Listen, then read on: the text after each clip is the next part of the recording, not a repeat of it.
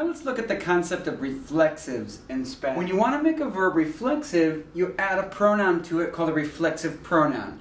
Now, what are reflexive? Why would we want to make something reflexive? Well, some verbs are just inherently reflexive, and so we just need to know how to work with those types of verbs.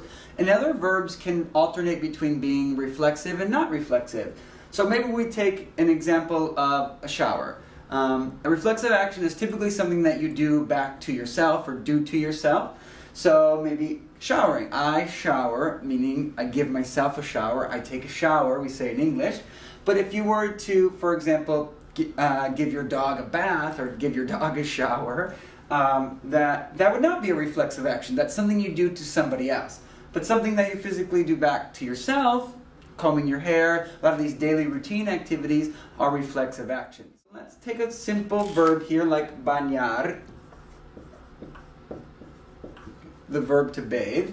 This is something that you could do to something or someone else, or you could do it to yourself. So we just have to remember that verbs form the same way that they form whether they're reflexive or not. So the forms of bañar, it's an AR verb, it's regular, so we're going to get baño. We get baño, bañas, baña, bañamos, bañáis, bañan. That tells us who's doing the action, who is bathing. And then if we want to know who the person or the thing that they're bathing is, well, then we add that as an object. If it's a reflexive, it's just they're doing it back to themselves, then we add the reflexive pronoun. What are these reflexive pronouns that I'm speaking of? Well, the yo form is me. So me baño. I take a bath. Me baño. If you take a bath, te bañas.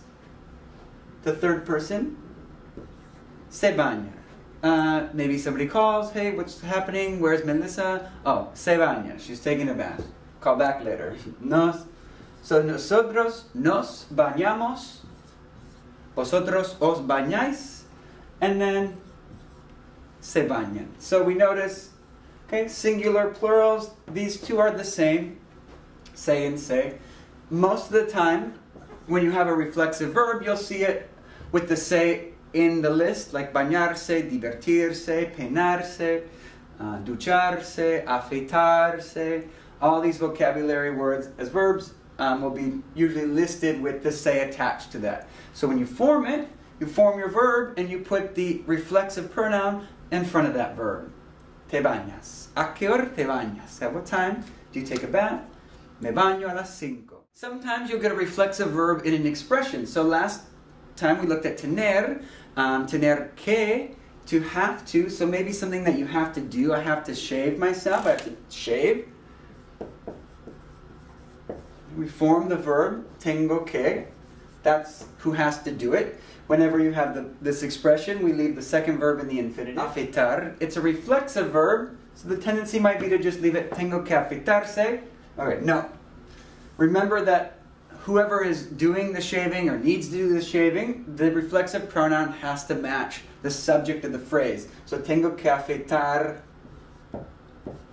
me. Whenever you have this kind of combination of two verbs together, tengo que afeitarme, most often you'll see the pronoun in front of that entire phrase. So it would read, me tengo que afeitar. If you were saying she needs to shave or he needs to shave, how would this all change? Tengo becomes tiene que afeitar. Is he shaving himself? Then we use a reflexive pronoun if the answer is yes. So tiene que afeitarse.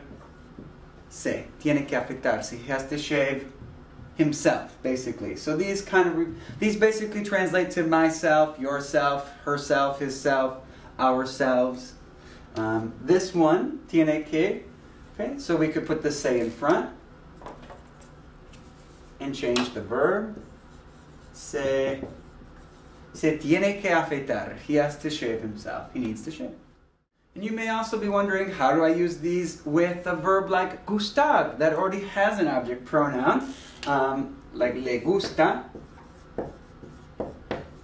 Maybe you want to say that somebody likes to have fun. The verb to have fun, divertirse, is an inherently reflexive verb. So le gusta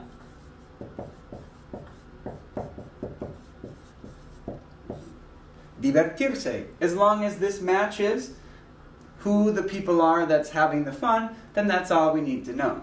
Me gusta divertirme. We don't need to put this out in front. In this case, with gustar, it would just be left attached to the infinitive, the end. We like to have fun. Nos gusta divertirnos.